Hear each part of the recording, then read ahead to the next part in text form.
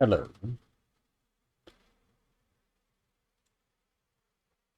We're casually hanging out in the jungle, and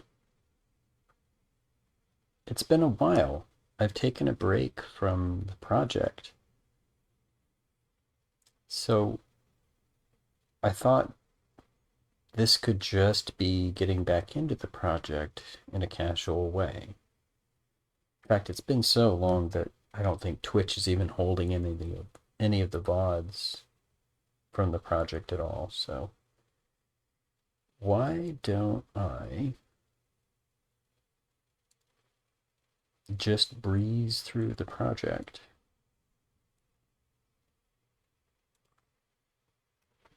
And that'll be a gentle way to get back into it.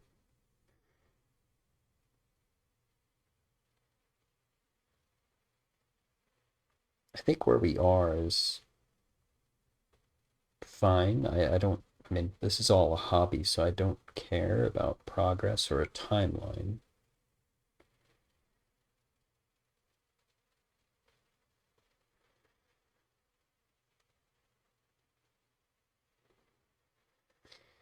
That said, it's good to keep the momentum going, and so this will be a reintroduction to the project. Let's play. It's a game called Shuffle Wars, and we're building it in Unity. We're using C Sharp.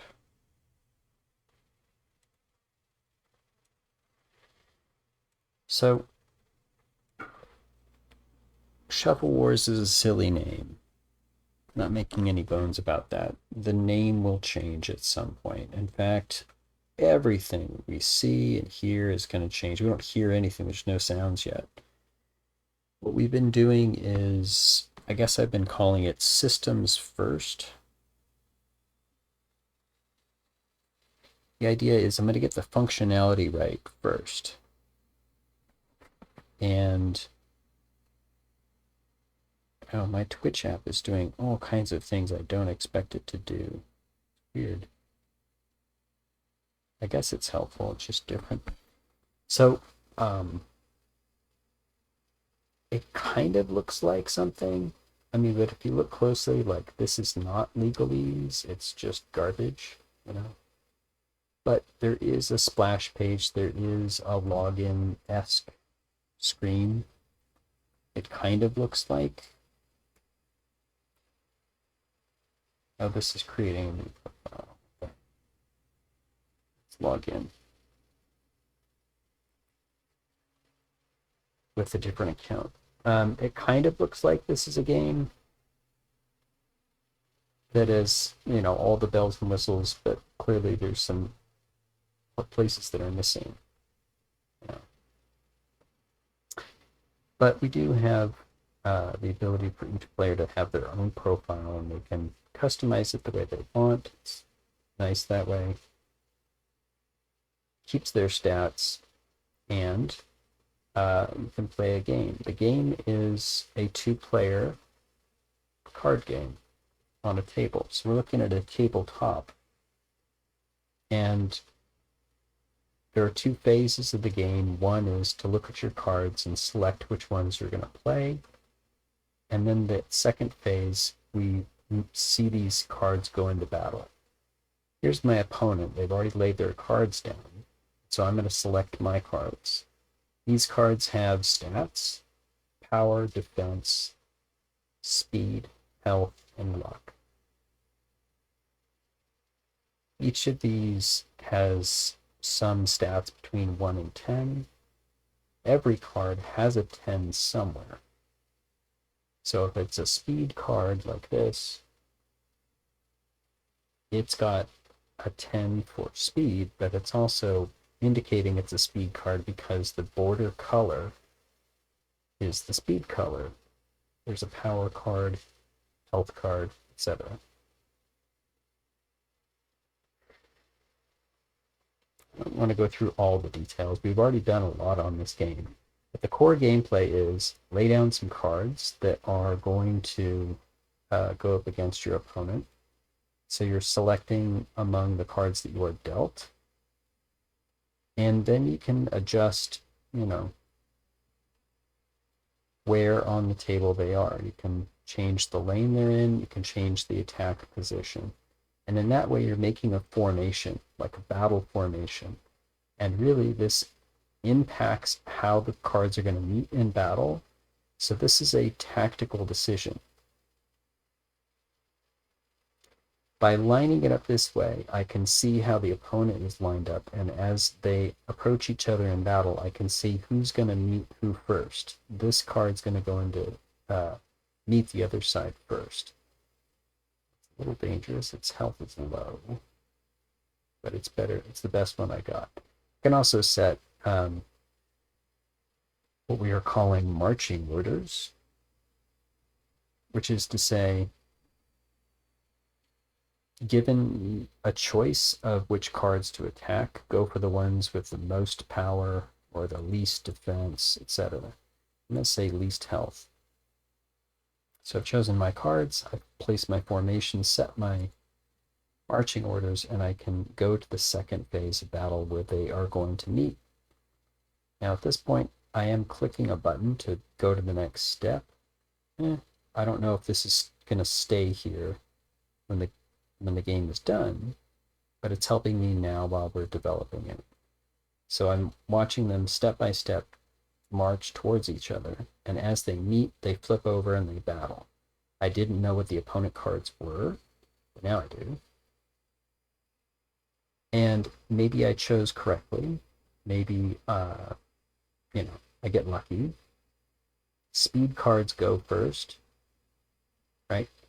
The speed indicates which cards will go first, and even if it's not a speed card, a higher speed will go before a lower one. Power and defense work when one card whose turn it is attacks. Their power minus the defender's defense is how much health is going to be taken away on that attack. Health is effectively then hit points. And so these four stats are accounted for. The last one, luck, comes into play if one card is going to die. This card is taken out, all its hit points are gone, but just before it died, there was a calculation. If its luck was higher than the attacker's luck, there's a small chance that they could turn it around and make it a luck win. Instead of dying, they would stay alive with one hit point, and the attacker would die. It's rare, but that's why it's luck. And it only happens when the defender has more luck than the attacker. That's power, defense, speed, health, and luck. And it's the core of the gameplay, given that these cards are going to meet in battle. Cards can attack the one in their lane or the one in neighboring lane. They can't attack from across a lane. That's too far. So in this setup, this card is effectively stranded until these cards flip over. So now that all the cards are flipped over, it will just continue to play out. The attacks will happen in their battle order. Lanes will collapse if there are cards that are stranded, like this one was, and there's an empty lane, which there was. And so that first round is done. This game plays in matches of best of 3 rounds. So I've won one of the 3 rounds, and see if we're going to win a second one. We had 3 cards before, and now we have 4. This round 2 has 4 cards. Round 3 will have 5 if we go to overtime. So again, I have 5 new cards. I also have the 2 that I did not use last round. These are left over. And I'm going to go back to choosing cards. I'm going to try and finish this match by selecting pretty good cards. I definitely need help. Defense is going to help. The ones with least health are just not so great. But also, if they don't have a lot of defense or power, or speed, I mean, this is just not a good card. I could talk about the details about these numbers, but I will skip them. This one is okay now. I passed it up before, but now it's actually pretty good. Okay, so I'm going to use these four.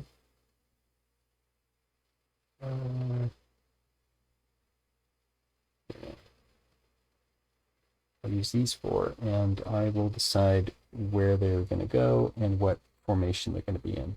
All I know is the formation of the opponents. I don't know what cards there are, but I do know if I line it like this, I know I'm going to meet with that one first. So I'll put my best card there. And that is my best card, actually. The rest of these, I'm going to stagger around, and what we're going to notice is I'm going to see these cards in battle first, and they're going to stay in battle for a long time before the next cards meet. This should show some emergent gameplay. In other words, you don't realize this is how it plays until you play it. Emergent gameplay. So these cards met, they flipped over, and they're able to attack. These cards are too far away. They haven't flipped over, and they're not going to flip over for a couple of rounds. So these cards have a couple of rounds to duke it out by themselves. I did this strategically because I should have an ability now to make sure that these cards are going to meet later. I'm hoping that this card sticks around and survives so it can help. See, there's some aspects of this formation leading to tactical choices that mirror how combat works. And I wanted to make sure that was happening in this card game. We just saw this luck card perform 2 luck wins. It's only got 1 health, but it somehow done 3 luck wins in a row. I think the cards it was up against had low luck. That's why. Okay, these are... This is unfair now. Yeah, totally. This is not a low luck card, so I was going to win. Okay, so now we're tied 1 round each. We're going to go into overtime with 5 cards. I got 5 more cards, and of course the 3 that I didn't use last time. So hopefully I have pretty good cards this time. And you'll notice the cards have silly names. The name of the game is silly. Like, everything is silly at this point. This game doesn't take itself too seriously. That's one of the themes. I've been avoiding using this card, but I think I have to use it now. And so, as you can see, the cards you're dealt greatly impacts what you can do in battle. But I'm going to show you what we've added recently to this game that offers the player a new thing they can do when their cards are bad. What they can do when the cards they've been dealt aren't so great. By the way, there's a deck of 50 cards. There are 10 power cards, 10 defense cards, etc. Okay, I'm going to put the formation like this, and now I want to make sure better cards are up front. It's not really a better card, but there we go. I'll put my weaker cards at the back.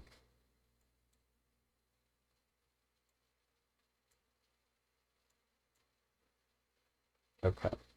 And that'll work. I would spend a little more time making the formation work. But this will still prove the point.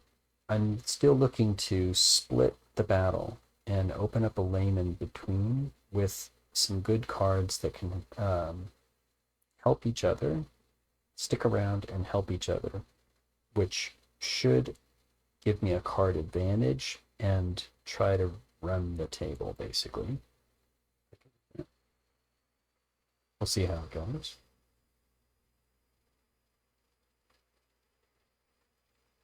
So as I'm stepping through the battle, I'm letting more cards join in. So these are going to be stranded and battling each other. I think my powder keg is in trouble. But I've already got a card advantage, and I'm going to be working on these cards now.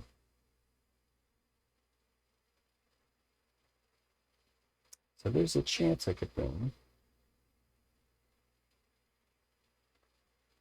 Lane's going to collapse.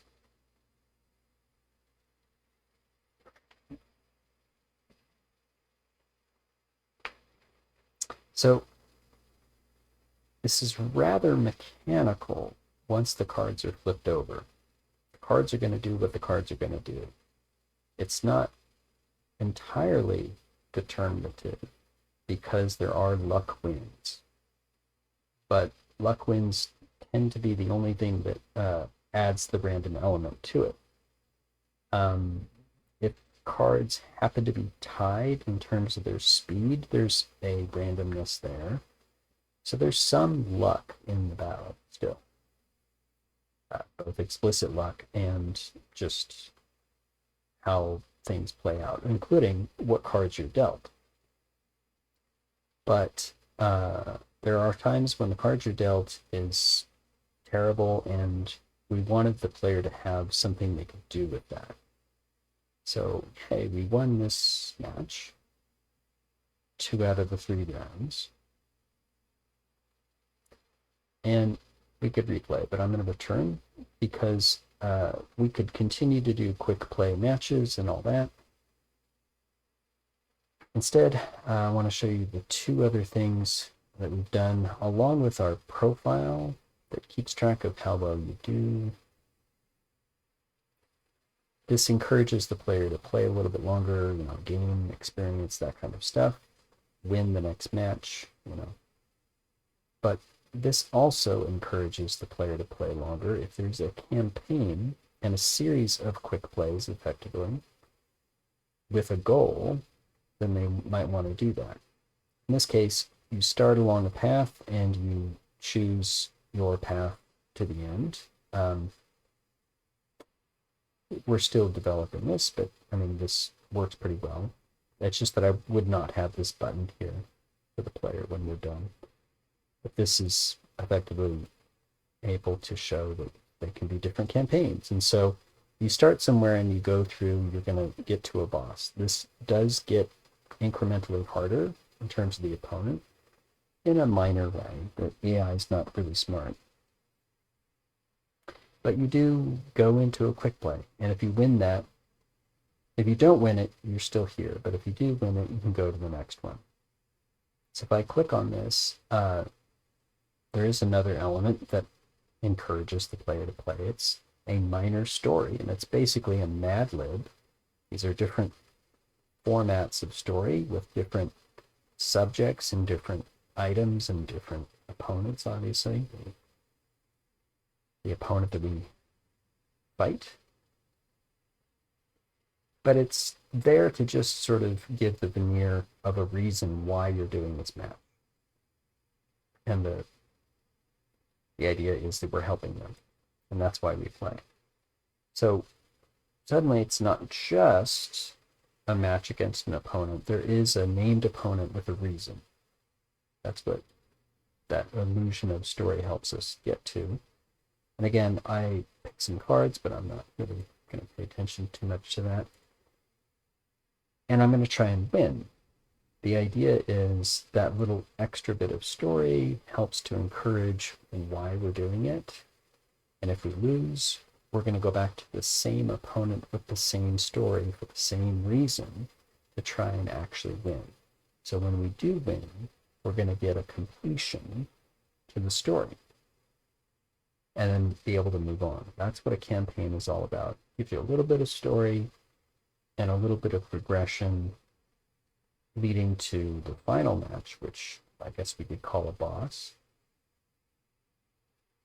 But there's one other element if we do finish a campaign. Hey, we won this round. That's good. Let's see if we can win the next one.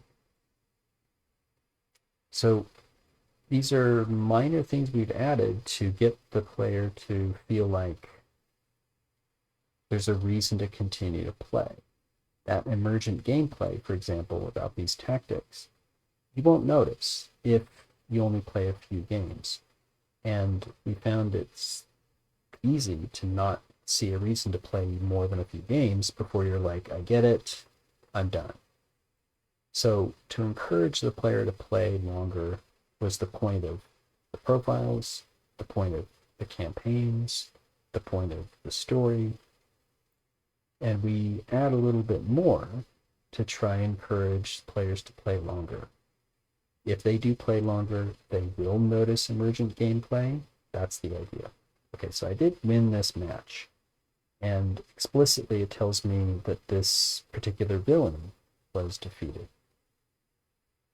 In this way, when I return to the campaign, it completes the story.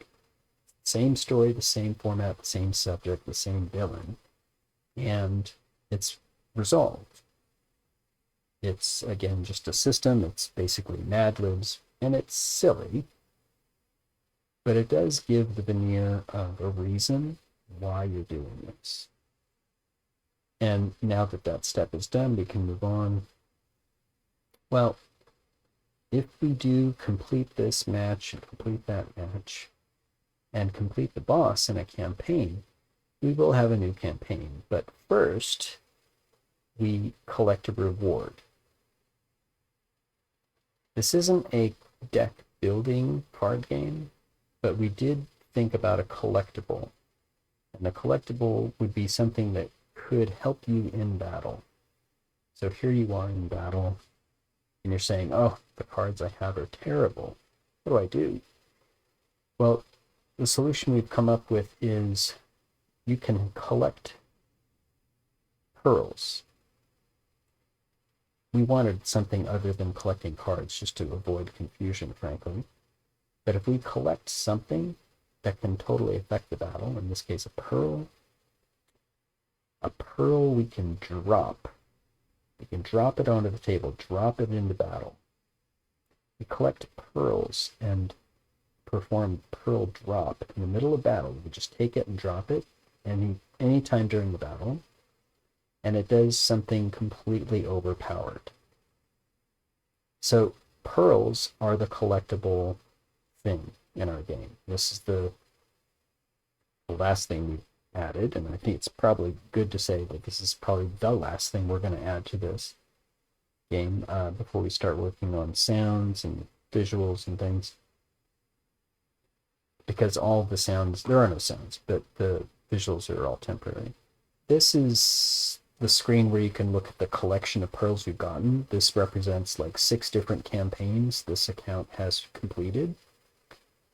And all these pearls are different. They have different, totally overpowered results when you drop them in battle.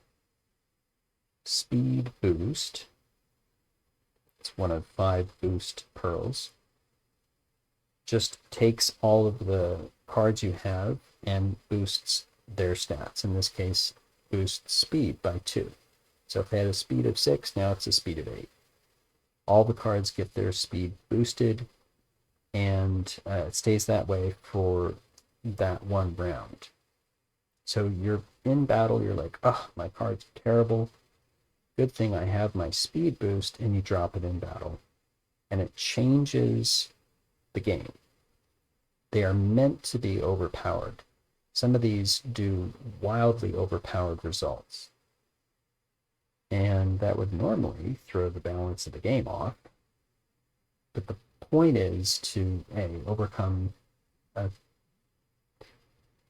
a deal of bad cards And also to make it interesting, when you collect this, makes it interesting to see how you can use that in your future games. In other words, play longer.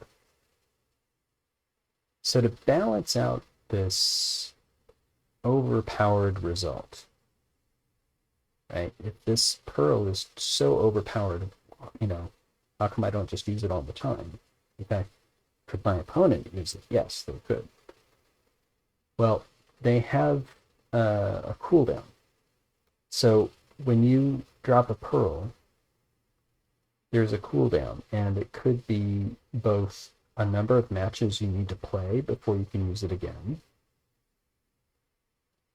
and it can be a time limit, an actual time. It could be days before you can use it again if it's really overpowered. So we can balance out, we can make these as powerful as we want and balance it out with the cooldown. So we've been planning on a total of 64 pearls. So far we've designed 32. And I've implemented, I think, 16. So that's where we are.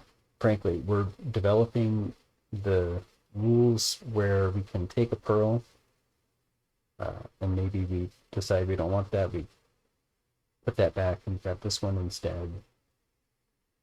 And now we've taken it and we can bring it into battle.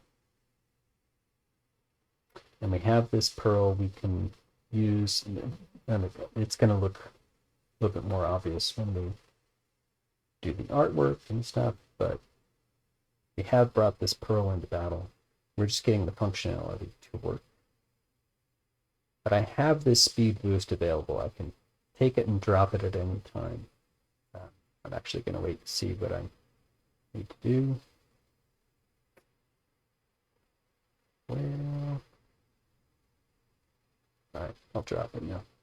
So you drop the pearl and it will affect, as this pearl's rules dictate, what happens in battle. In this case, it changes the speed of all my cards.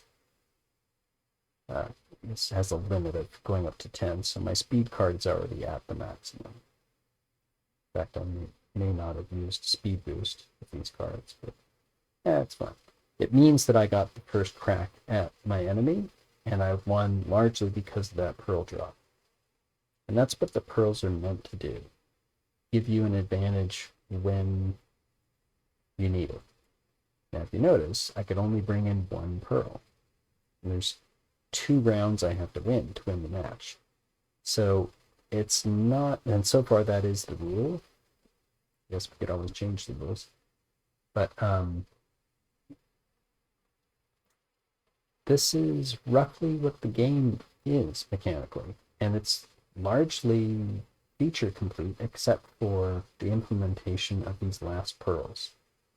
Each pearl has its own effect, so it kind of needs its own rules to be implemented. And we've been slowly going through and doing that. That's where we've left off, and that's where we're going to pick it up. This lane won't collapse until these cards are stranded. There's 1 card left stranded. That's when it will collapse. Otherwise, this battle is taking place in 2 places. There we go. And I guess the last thing to mention is some of these pearl effects. The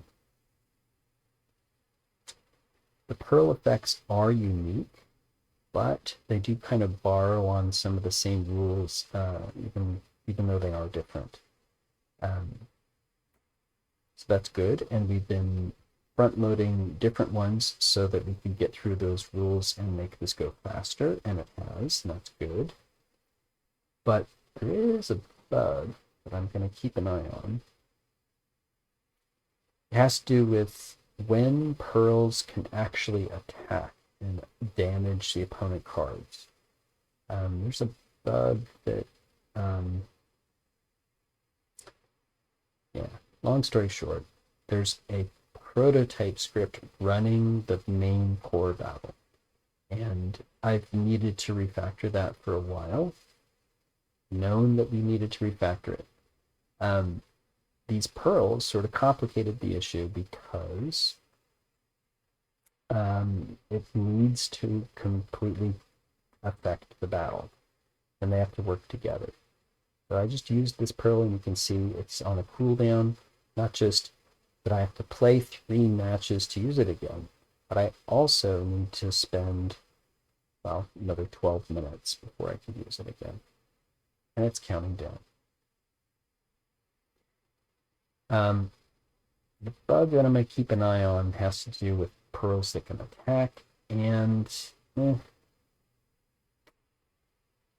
I guess the best way to describe it is I haven't figured out all of it yet to fix it. So I'm just going to keep an eye on it. I'm letting that one bug sit there. I know it's there. It doesn't happen all the time. And that's part of the reason why I can't fix it yet. So, I demonstrated the game, and I'm not going to do a code review. No. But I will point out that this is the test script that I was talking about, the prototype script that is running the core gameplay. You know, a number of cards versus a number of cards on the table. Advancing the cards, turning them over, and doing combat.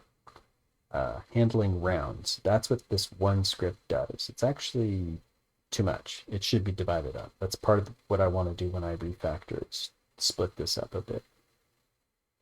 But because it was sort of, it grew out of an older test script that was just one card versus another, you know, we got to this point. It's good progression, but it's really messy. It's cluttered and too big, and ugh.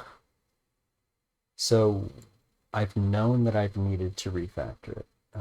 This project has a number of other scripts that are likewise dividing the work, and that's the best way to do it. Even this Pearl Effect Manager is kind of too big at this point, but it's okay. We've been handling it so that the rules that each Pearl implements is easy to maintain. It's separated. It's easy to find.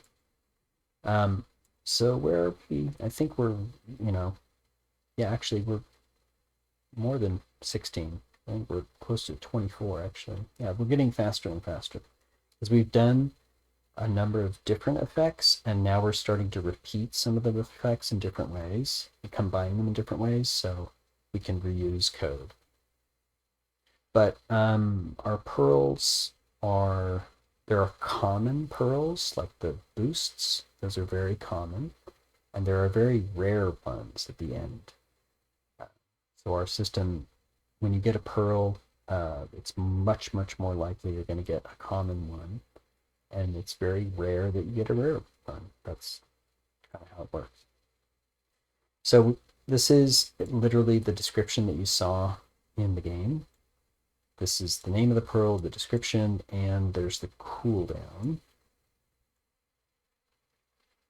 This is literally the color and, the look of the pearl. I probably spent way more on the look of the pearl than I needed to do at this stage, but whatever. So, based on this verbal description, we've been implementing rules with a couple of different scripts. This Pearl Effect Manager being the main one, and a separate script, for example, an example of dividing the work. A separate script actually handles taking the pearl and dropping the pearl. This just does the pearl effect. But yeah, I'm not doing a code review. Sorry, not going to do that.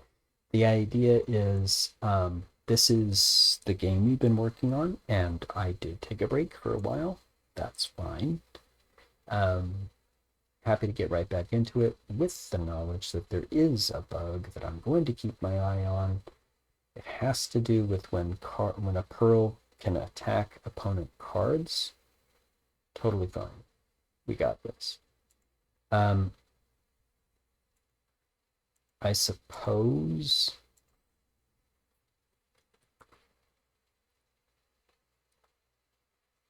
I will end this stream early, I suppose. Yeah, this is like a account I used to test the pearls. Excuse me.